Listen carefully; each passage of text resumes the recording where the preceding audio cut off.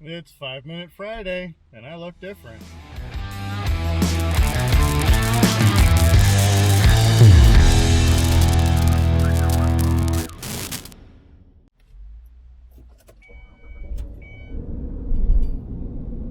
Definitely tracks my face a lot better. Alright, now we got through all the construction and stuff.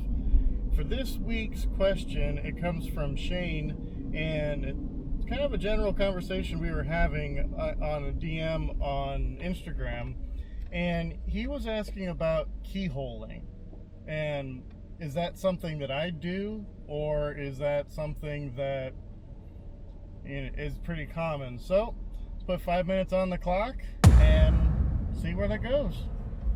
So for keyholing, and I'm talking about TIG welding, just general fabrication, because when we were talking back and forth, I was asking him, what are you using it on? And he said just aluminum square tubing. So I was like, okay, that's different.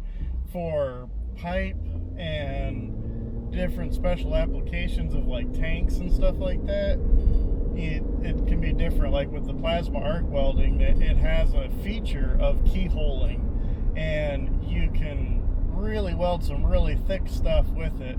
But that's not what we're talking about here right now.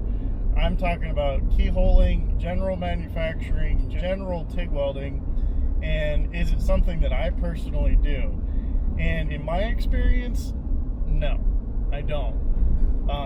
I don't like it. I don't like the idea. I don't have a lot of experience with it because I don't like it. You may have a different experience. You may have a different complete opinion about it. And again, this is just my opinion and my thoughts about it. I don't like the idea of keyholing on general fabrication for aluminum, like square tubing or something, because I feel like I'm really out of control with the puddle, and I can't control where it's going. You know, if it's a solid puddle, I can watch the puddle rise up and drop down and rise up and drop down and rise up, and I know when it's dropping down, that's where it's penetrating at.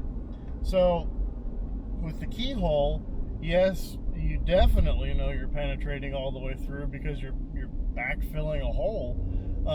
But I don't know. I don't like it because, to me, I think you're putting too much heat into the part, and your overall weld bead profile may look a little funky. And from what I've seen in the past with other people doing it, it always looks kind of weird because they're welding so hot, they're punching through it like that. One thing that I did suggest to Shane was to bevel the parts so that the weld can penetrate through easier. It gives the weld a little bit of a trough to fall into for the bead to follow, and it just looks a little bit nicer, I think, and it's much easier to control. So instead of trying to do a square butt joint with no bevels or anything, unless it's like super thin material,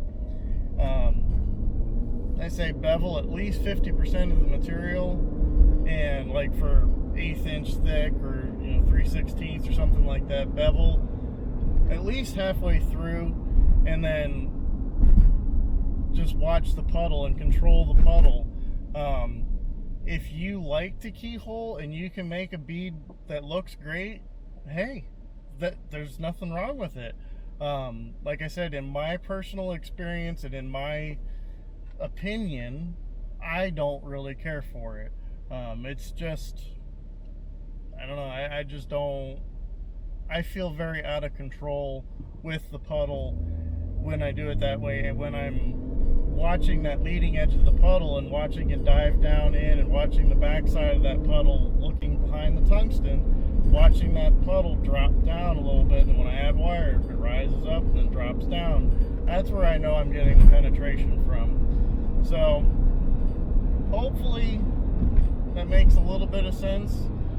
Like I said, if you do keyhole on general fabrication, I'm not talking about pipe, I'm not talking about square butt joints with plasma arc welding on a big tank or something like that. That's specialty stuff.